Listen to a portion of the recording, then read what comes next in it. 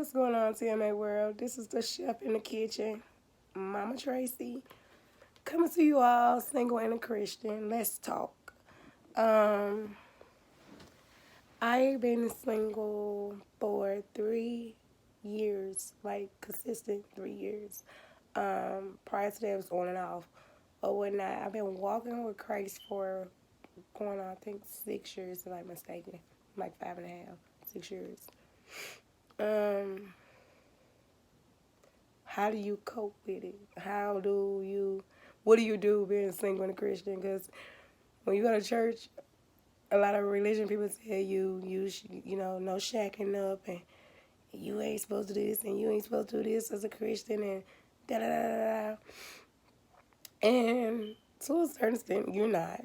Um, but it's all about you and your relationship with God and what God put on your heart, lay on your heart, and guide you. My single life these last 3 years have been self-discipline. I've been working on myself mentally, physically, emotionally, spiritually, financially. I've been working on myself these last 3 years. The beginning of the first year was hard. It was hard.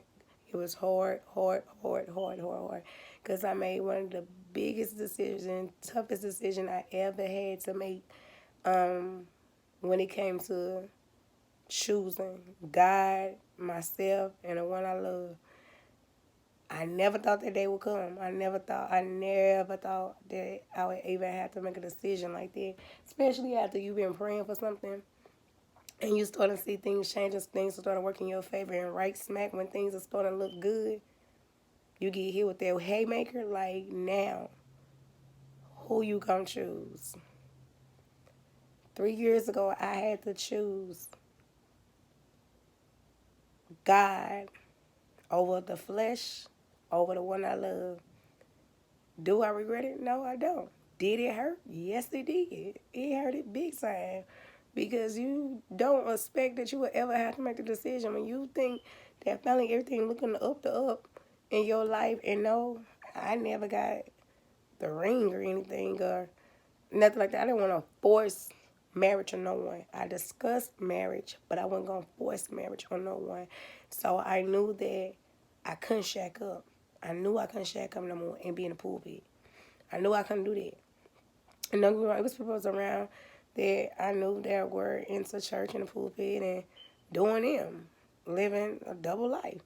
But it wasn't for me. People used to tell me, like, you don't know what God had for you. That could have been your husband and God would have forgave you and da da da da. You would have been all right. It was okay for me to shack up. That ain't think nothing wrong. But my conscience and the spirit in me wouldn't allow me to go to church and be in a pulpit speaking and encouraging people and being used in such a way that God was using me and coming home and laying in bed with some man that I'm not married to, playing wife with no title, or playing wife with no ring.